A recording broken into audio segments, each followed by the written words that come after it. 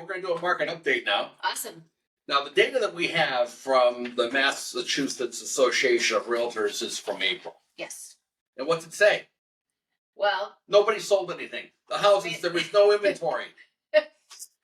Right. That was a month ago. It's almost Memorial Day weekend. It's raining out. What's going on in the marketplace? Let's not go from the MAR charts that are dated. Yeah. I don't do dated. I do tangible, real life experiences. Well, I use charts. You use EKGs. I use my personal experiences. You love those. You can show them. I know you want to. I don't have them loaded to show. That's okay. They see there. What I'm going to say is that the inventory in the marketplace now is high compared to post-COVID times. Higher. Well, no, it's high compared to post.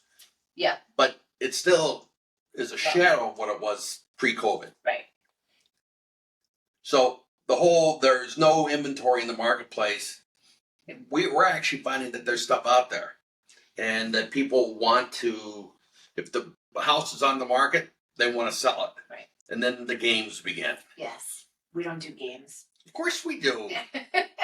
we do offers at what we think will acquire the property. Make it happen. Yep. We put contingencies in as sparsely as we have to. Mostly take them all out. Well, that's what I do. If someone has a mortgage and they need a mortgage contingency, I think it's silly not to leave it in there. A million percent. I happen to be someone that likes home inspections. Okay. Okay. As a buyer agent? I don't care. Okay. You know why? I know the conventional wisdom is, home inspection. No. If they've come in and they've gone through the house and they've inspected it, I don't want to hear later that they were surprised. Right. Well, I've been doing something new, Gary. What's that? Okay, let me explain. So I'm noticing a lot of people feel that they need to waive a home inspection. Yep. And when I'm a buyer's agent, I really readily advise to not do that. You're making one of the biggest purchases of your life. Now you're going to say, I don't care what's going on in the house. So if they still are adamant that they want to do that, I offer them a home warranty. Okay. So we use American Home Shield warranty, literally covers everything. It's like $1,000 for the year. They've been great. You know what? I sold a house down the street. They've put 3 claims in and they've been covered every time. Offline, we'll talk about someone that bought a house in the wintertime and American Home Shield didn't want to cover the air conditioning units. Oy. So there's listen, insurance companies do not want to cover stuff. Of course not. You have to fight and advocate. We talked about a car accident.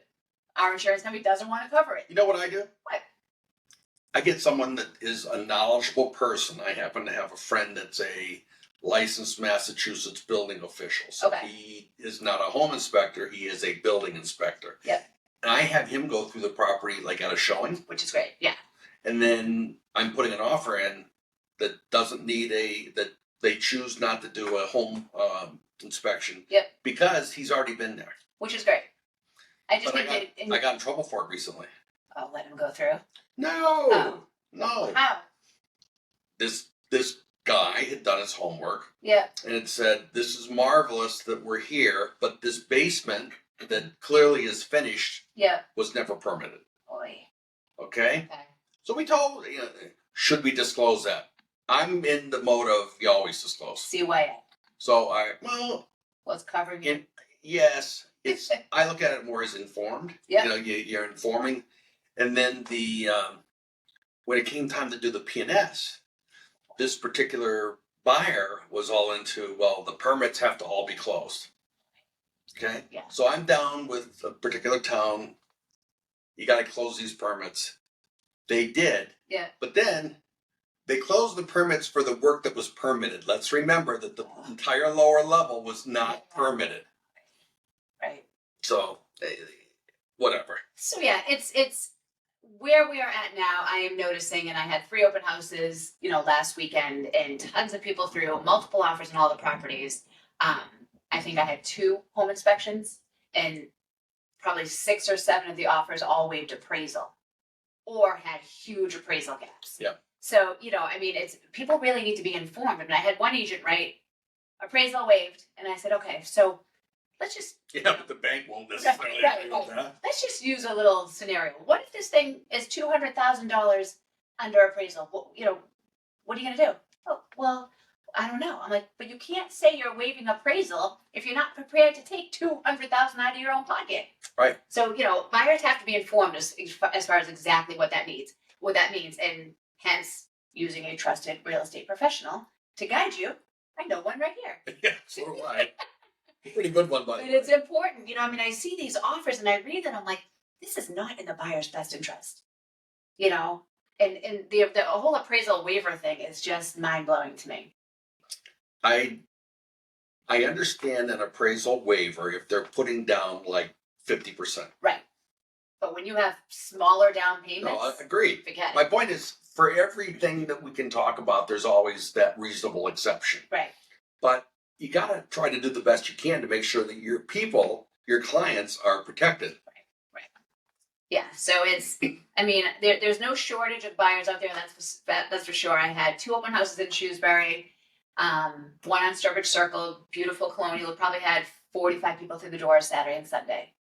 One on Grafton Street was great. We literally put it on Saturday afternoon. We had an open house Sunday. We had almost 20 people through the doors.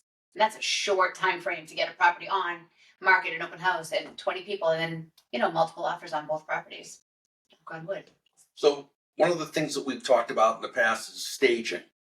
You're staging these houses. Have you got? I am. Some. And my question to you is, do you perceive it's helping with the from the perspective of the buyers coming through, or do you think it's a lot of effort for what? I think it's a lot of effort that has a good reward, because what happens is, people are like, people have asked, can I buy this?